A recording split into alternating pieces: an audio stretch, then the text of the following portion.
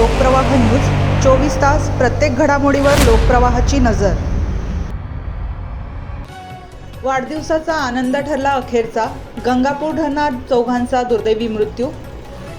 नाशिक येथील गंगापूर धरणाच्या बॅकवॉटरमध्ये आंघोळीसाठी उतरलेल्या एकाच कुटुंबातील चौघांचा पाण्यात बुडून मृत्यू झाल्याने सावरगाव तालुका नाशिक परिसरात शोककळा पसरली।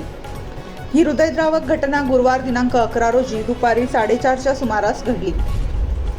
या दुर्घटनेत गणेश सुरेश गोतरणे वय 16 वर्ष, साहिल मनोहर गोतरणे वय 16 वर्ष, निखिल मच्छिंद्र गोतरणे वय 16 वर्ष आणि मयुरी पवन जाधव वय 21 वर्ष यांचा मृत्यू झाला।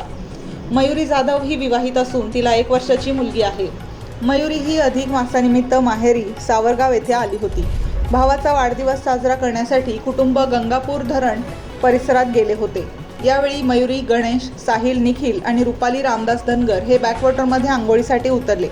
मात्र पाण्याच्या खोलीचा आणि तळातील खड्ड्यांचा अंदाज न आल्याने चौघे खोल पाण्यात अडकले। पाण्याच्या विळख्यात सापडलेल्या चौघांची जीव वाचवण्यासाठी धडपड सुरू असताना रुपाली धनगर ही कमी खोल पाण्यात असल्याने प्रसंगावधान राखत बाहेर आली। तिने मदतीसाठी आरडाओरड केली। रुपालीच्या हाका ऐकून परिसरातील नागरिक मदतीसाठी धावून आले, मात्र तोपर्यंत चौघेही पाण्याखाली गेले होते। घटनास्थळी उपस्थित पोहणाऱ्यांनी पाण्यात उतरून शोध मोहीम राबवली। अथक प्रयत्नांनंतर चौघांचे मृतदेह बाहेर काढण्यात आले।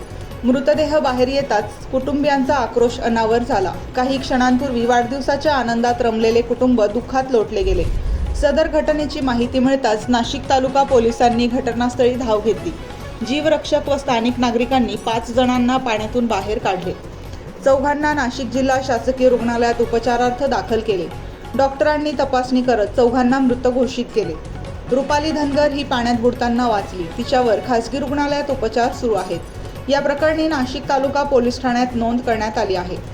एकाच कुटुंबातील 4 सदस्यांचा मृत्यू झाल्याने सावरगाव परिसरासह संपूर्ण जिल्ह्यात हळहळ व्यक्त केली जात आहे।